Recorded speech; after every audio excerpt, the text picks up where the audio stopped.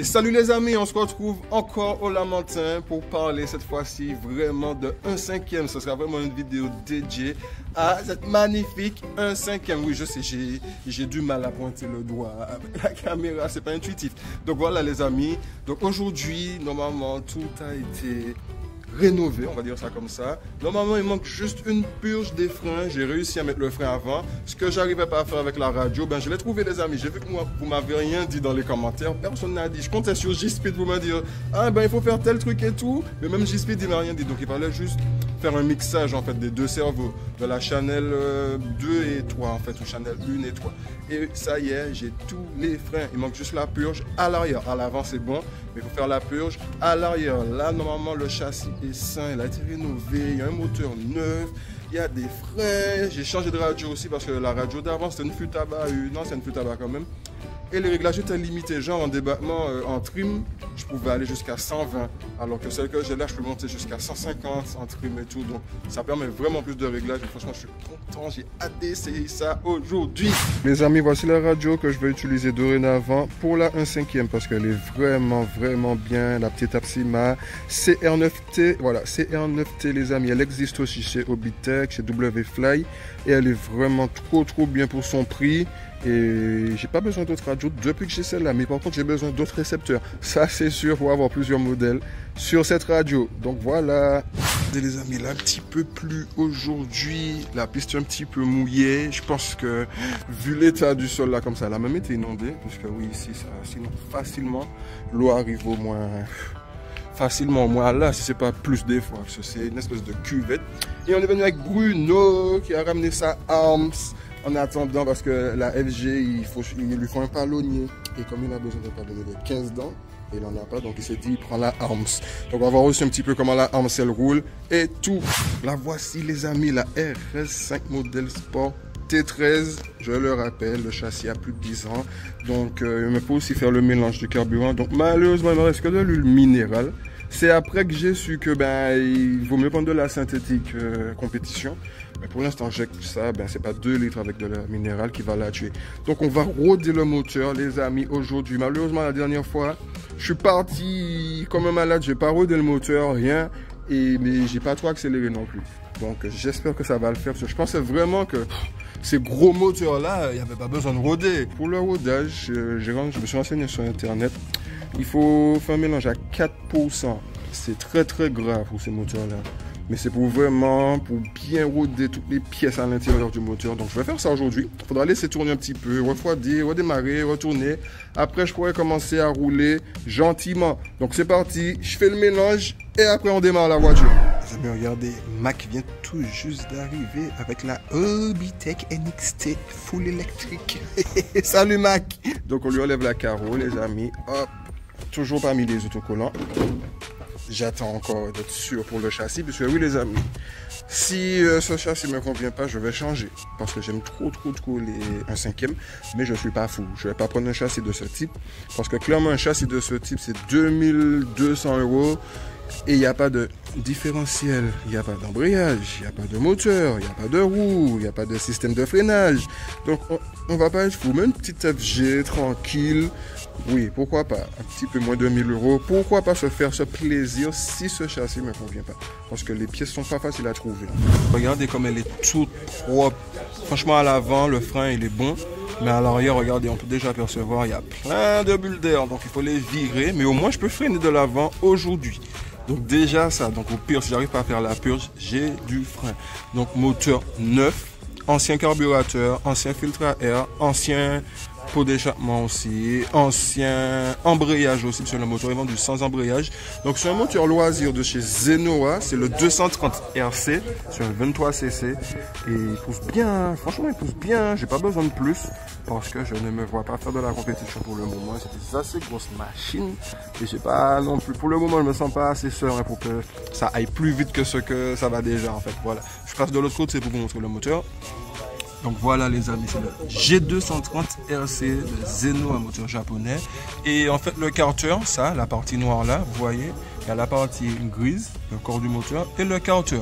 Le carter c'est l'ancien carter, parce que je ne le savais pas, mais il faut meuler, il y a des embouts genre comme ça, vous voyez la partie noire qui ressort. a des embouts comme ça vers le bas.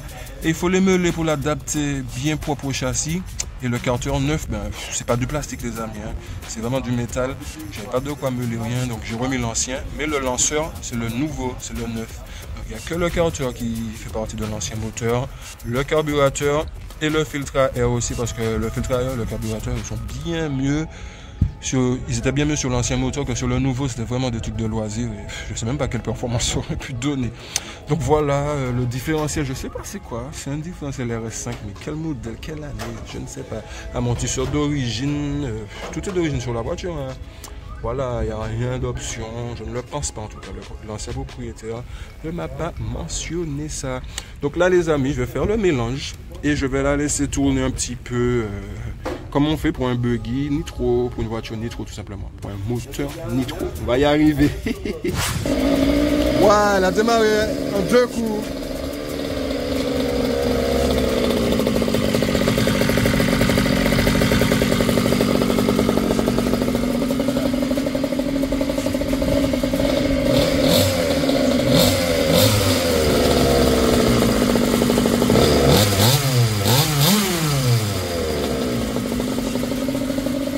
Là, j'ai fait le mélange, je l'ai démarré, elle a démarré au quart de tour et on va faire le petit rodage sur place. Je viens tout juste de la démarrer, je récupère la radio et j'ai pas de frein arrière, j'ai que des freins à l'avant.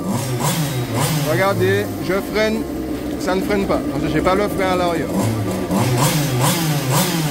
Donc voilà, le but va être de chauffer un petit peu le moteur, de pas trop accélérer non plus comme un bourrin. En fait, ça va être un petit rodage doux, plus simple que le nitro. Mais il y a quand même un petit rodage à faire les amis. Donc on va pas rester là tout le temps du rodage. S'il y a quelque chose à dire, des trucs, des choses à montrer, ben, je vais vous les montrer en attendant le rodage. Puis voilà, il y a l'appui qui a envie de tomber. Regardez. Oh, le magnifique arc-en-ciel. Bon, nous c'est comme en Martinique pour nous. Et comme j'ai déjà vécu en France, je sais qu'est-ce que ça a fait de voir un arc-en-ciel. Donc voilà pour vous, c'est cadeau. Et hop, il y a Mac là avec sa Obao Hyper VT2 avec une carrosserie de FTX Super Forza. Et voilà. On se retrouve après le rodage les amis. Attendant le rodage, on se retrouve avec Marc en zoom x3 sur la piste avec sa Obao Super Forza. Non, franchement cette carrosserie là elle est pas mal. Ça fait pas voiture de course, mais ça fait voiture de sport. C'est plutôt pas mal. Alors, t'étais à toutes? T'étais à toutes? Ah, il a dit non.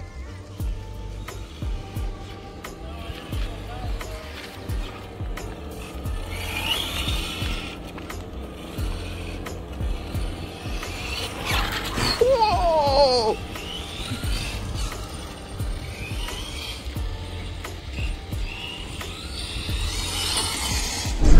Je suis venu filmer, ils sont en train de discuter. Il a fait vite de mettre la carrosserie pour qu'on ne voit pas l'intérieur. Tu es tellement propre. On va pas dans la fenêtre. Tout est propre.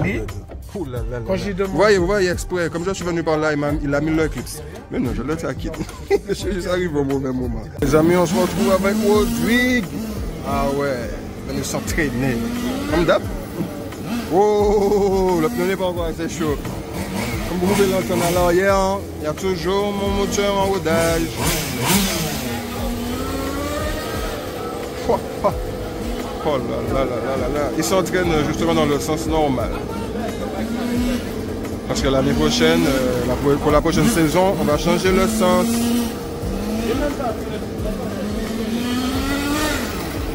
Bon, c'est une Genius. Moi, c'est la dernière génération. Et elle est plutôt pas mal.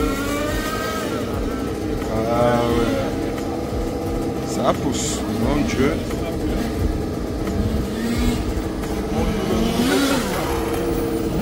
Voilà les amis, donc là j'ai bien fait le rodage statique, je l'ai essayé un petit peu sur la piste mais regardez c'est un peu humide.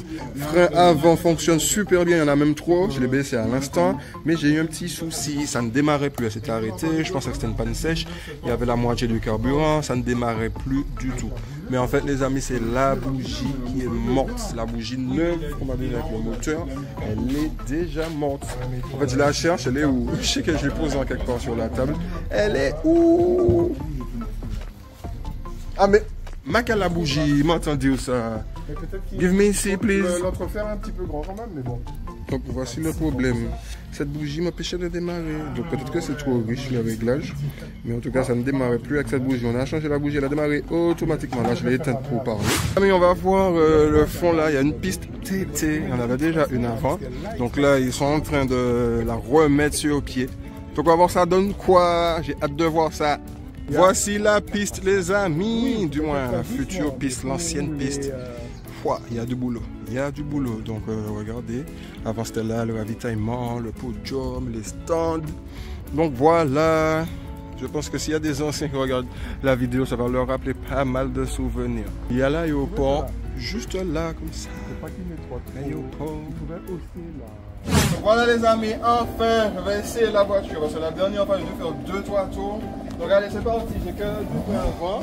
Je pense que je vais le faire l'acheteur optimal. Je ne sais même pas si je pourrais bien porter les pneus, mais je peux pas les descendre. Bon, c'est bien.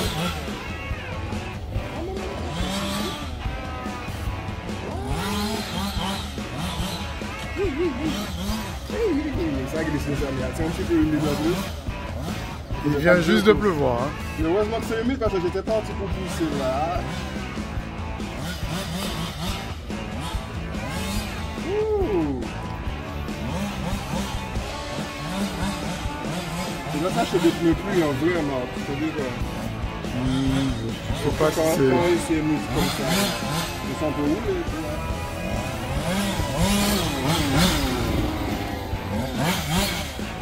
Ah. Oh non, je peux pas, ça va étancher la carrosserie. Je peux pas. C'est sec. Ah, ça va étancher la carrosserie. Merci Bruno.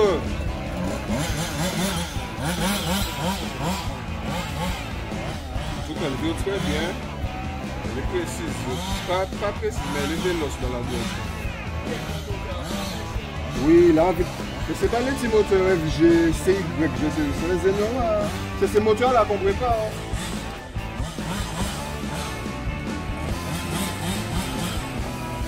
Tu as changé le carbu aussi. Oui, c'est le carbu de l'autre moteur, donc il est mieux que le carbu qu'il y a sur le moteur d'origine. Le filtre à air aussi est meilleur, le pot d'échappement est meilleur.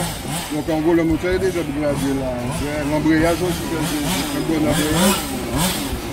Les amis, je pousse pas parce qu'il n'y a pas beaucoup de frein et ça glisse beaucoup en fait.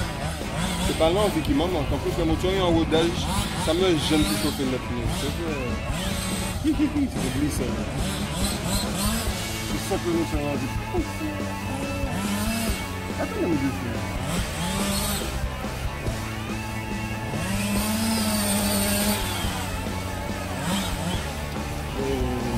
Oui.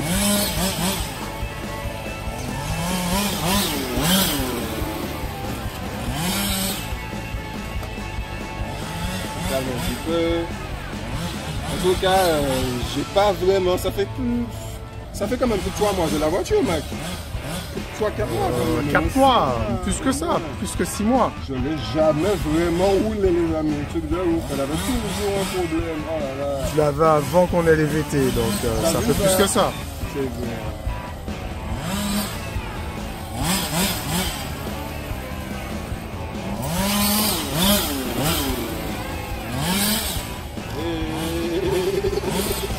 J'ai pas forcément les bons pneus aussi, les gars. Les pneus de recul à la friperie. Alors, la question, c'est que je peux accélérer les gens. Ça, là. Je peux pas. Aïe, aïe, aïe, aïe. Il y en a un qui s'oublie là. Ouais, j'ai oublié que c'est une propulsion, effectivement. C'est pas une 4 roues.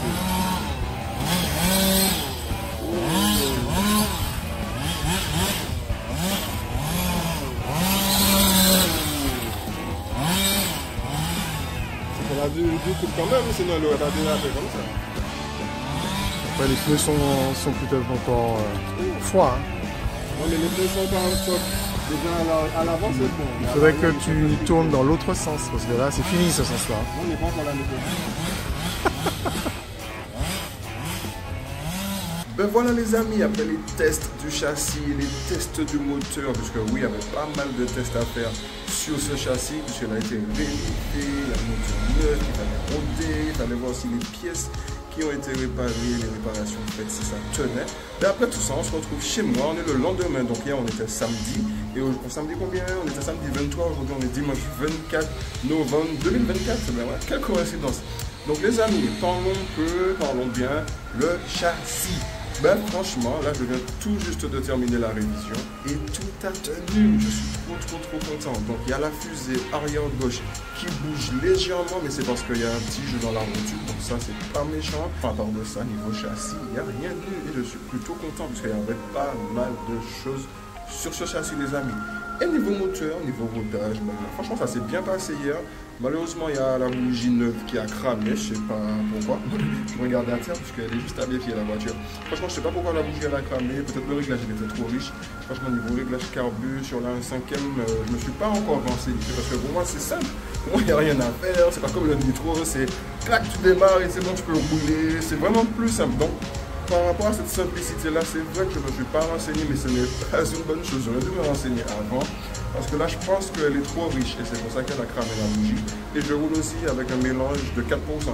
Je vais faire 2 litres en 4%, histoire de bien graisser le moteur sur son moteur neuf. Et puis après, petit à petit, je vais descendre en 3. Puis ouais, je vais rester en 3. Ouais, voilà, je ne vais pas descendre à 2%. Une fois que j'ai terminé mes 2 litres de carburant, je vais passer en 3% et je vais rester comme ça. Hein, pourquoi pas, ben ouais. Donc voilà les amis, on va voir le châssis tout de suite. Et en plus je l'ai nettoyé, il est tout propre. Regardez, ça c'est pas trop bizarre. Il fait beau. Mais pourtant, je sais pas si vous allez remarquer la pluie, mais il pleut. Les petites gouttes blanches que vous voyez à la caméra, regardez le sol, il pleut. Et puis le temps, il fait très beau. Oui les amis, on parlait du beau temps, il fait très beau, mais retournons à notre châssis. Donc regardez comme il est propre. Donc malheureusement, j'ai rien pour la surélever. Donc je suis obligé de la mettre à même le sol pour vous la filmer. Mais elle est toute propre, je l'ai nettoyée. Franchement, il manque juste à repeindre le pot d'échappement, à le sabler avant, enlever toute la rouille et après le repeindre. Et franchement, il sera magnifique ce châssis. Magnifique. En plus, honnêtement, c'est quasi un modèle collector. Hein. Parce que la particularité de ce châssis, c'est cet avant. Tout cet avant-là, c'est comme une monocoque en fait. Donc on peut dire que par rapport à cette particularité-là, ça fait de ce châssis une pièce de collection. Donc voilà les amis, il est tout beau, tout propre avec le moteur neuf. La carrosserie, donc je l'ai nettoyé toute propre.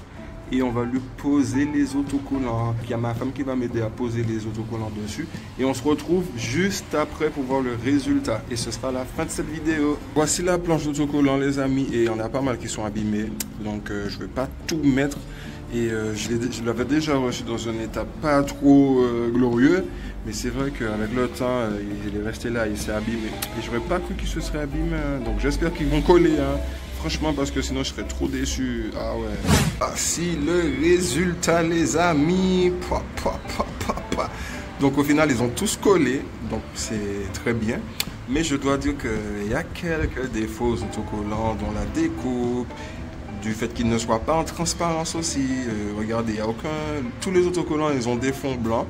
Donc c'est dommage. On va voir ça de plus près. Ah, avant d'aller voir ça de plus près, les amis, dites-moi vous en pensez quoi dans les commentaires quand même. Est-ce qu'elle n'a pas plus de peps comme ça? Et regardez, le petit Pininfarina. Puisque bien sûr, cette 406 a été dessinée par le célèbre dessinateur et designer de voitures Pininfarina, qui a aussi dessiné des Ferrari. Et regardez le petit 3, le 406 coupé et tout. Donc regardez, vous pouvez apercevoir là, comme je vous disais, la découpe des autocollants qui n'est pas bien réalisée. Il y a une petite partie blanche. Mais bon, je peux couper aussi avec le petit scalpel. Mais franchement, je ne vais pas le faire, la flemme. Et regardez, vous voyez, les autocollants, ils ne sont pas en transparence, ils ont un fond blanc. Donc c'est dommage, mais après, bon, je ne l'ai pas payé cher. J'ai payé 16 € la planche d'autocollant. Et c'est dommage, ce serait en transparence, ce serait bien mieux. Et c'est joli. Allez, on va voir l'arrière. Voici l'arrière, les amis. Et pareil, le feu arrière, mal découpé l'autocollant vers le bas. Mais bon, de toute façon, j'aurais eu quand même un problème puisque le fond était peint pour simuler les phares. Donc, il serait en transparence. Mais c'est déjà mieux qu'avant. Il n'y avait pas trop d'autocollants pour l'arrière. Donc, j'ai fait comme j'ai pu. Hein. Franchement, pas mal. Moi, j'aime bien. Franchement, pour moi, je donnerais, je sais pas. Mais déjà, on va noter sur 20 parce que sur 10, ce sera compliqué de noter. Sur 20, je mets la note de 13,5 parce que les autocollants n'étaient pas en transparence. Et puis voilà. Et après, bon, où trouver des autocollants pour cette voiture, je ne sais pas. En tout cas, je suis content de les avoir eus et je suis content du résultat. C'est déjà mieux qu'avant. Voilà, les amis, pour cette vidéo, c'est tout. Et je rajouterai quand même qu'il manquait des autocollants doubles. Il y avait beaucoup d'autocollants uniques sur la planche d'autocollants et c'est dommage. Donc voilà les amis, c'est tout pour cette vidéo. Et aussi, ma copine, elle a donné la note de 15 sur 20. Elle a été plus généreuse que moi. Donc voilà, donc les amis, si vous avez kiffé comme d'hab, le petit pouce bleu. Si vous avez une question à poser, le petit commentaire, l'espace commentaire, il est fait pour ça. Et n'oubliez pas de vous abonner si vous kiffez ce que je fais. C'est pas une obligation, mais clairement ça aide la chaîne à avancer. Donc du coup, si vous le faites les amis, gros big up à vous et gros merci. Sur ce, je vous dis à mardi prochain pour une toute nouvelle vidéo. C'était Iwana RC. Allez!